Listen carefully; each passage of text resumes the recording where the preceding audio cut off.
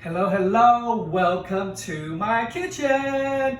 Noogie Thai here, and today I'm going to show you guys how to make my noogie wontons. Yum, yum, yum, yum, yum, yum, yum, yum, yum. Ooh.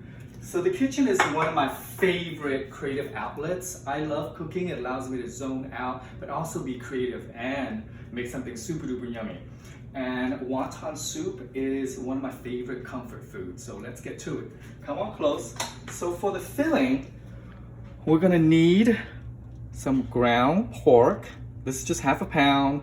Half a pound of chopped up ground shrimp, some green onions, and some chopped up ginger. So with all that in place, we're gonna add a little bit of sesame oil. I cook like I do hair, so it's just, okay, that's enough. That's probably like a teaspoon. Yes, maybe? Sure, why not?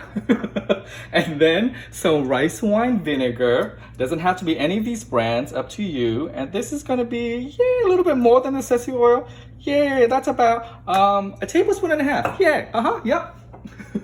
And then we're gonna go in with either some Maggi seasoning or some soy sauce. And that's gonna be, again, maybe a tablespoon or a little bit more, depending on your taste, okay? So once we have that in there, I'm gonna go in with some ground pepper. You can do white pepper or black pepper, whatever you have on hand. And then some salt, just a little bit, a little pinch here and there.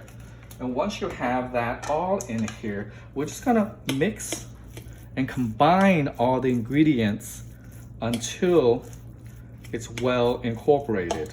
Okay, while I'm doing that, I'm gonna show you the broth that I also kind of whipped up together.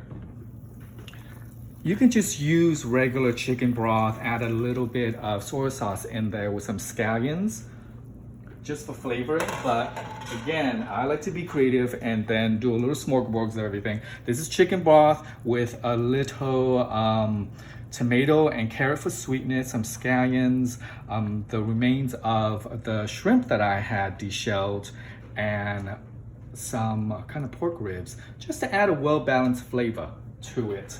Depending on if your chicken broth is high in sodium or not, you can add a little bit more salt in there. But I think that's a good well balance of everything to complement the wonton. So once that's boiling, we're gonna go ahead and wrap our little wontons. So I have wonton wrappers and the little wonton fillings that we made, and a little egg wash. It's just an egg that's beat up because it combines and holds the wonton together. So we're gonna have just one wonton wrapper here.